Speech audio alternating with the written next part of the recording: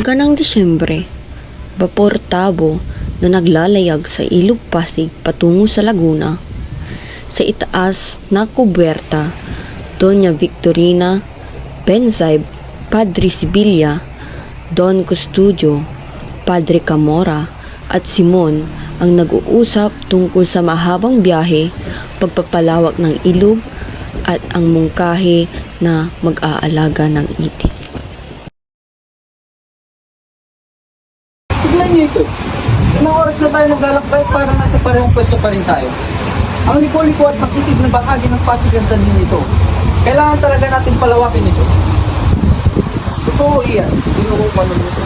Minsan pa nga, nakakaroon tayo ng ibang motor, kagaya sa pamagitan.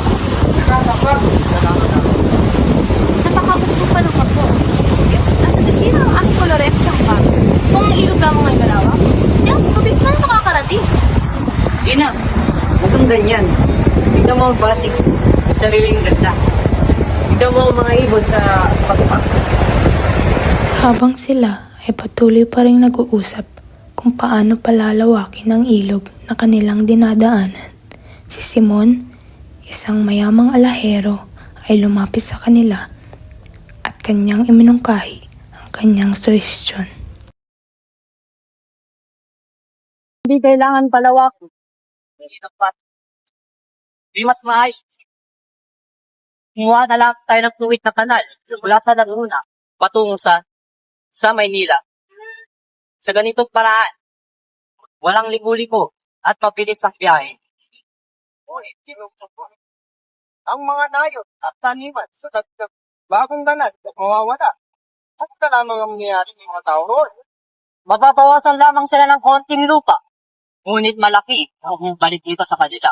Mapapabilis ang biyahe nila. At tungkol naman sa gastos, maliit lamang.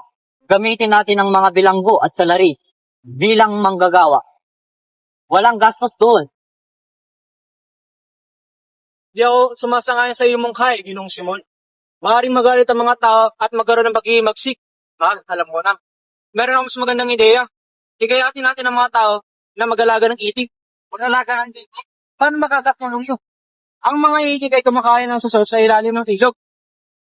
Kapag maraming itik, marami rin papakain ng mga tao at kailangan nila makukay sa ilalim ng ilog. Sa pamamagitan nito, lalalim at lalawak ang ilog na wala tayong ginagastos. Aba, hindi ako makapagpayag sapagkat ang itik ay nagpapalaki ng balot. Ang balot ay ang pinakasusuklam na pagkain sa buong mundo. Kaya, hindi ako makakapapayag na may balot sa paligid ko. Mag-alaga ng itik? Masyadong mababa ang iyong idea, Ginong Custodio. Kailangan natin ang gagaya ng proyekto ko na mapapabilis ang paglalakbay. Ngunit baka magalit ang mga tao pag sinandrabaho mo silang walang bayad. Maging magsik. Ang mga tao ay sunod-sunuran. At kung sakali mang maging magsik sila, ano pat na rin ang mga pare? Sila ang may kapangyarihan na pigilan sila. Ngunit, ang pananampalataya natin ay nagpapanatili ng kanilang. Kung tayo magpapahirap sa kanila, baka mawala na lamang ang kanilang tiwala sa atin. Tiwala? Ang tiwala ay nabibili ng pera at kapangyarihan. Huwag kayong maglala at naririto ako. So, parang may kakaiba sa tao. Parang ang mungkahi na hindi lamang sa pagpapabilis ng biyahe.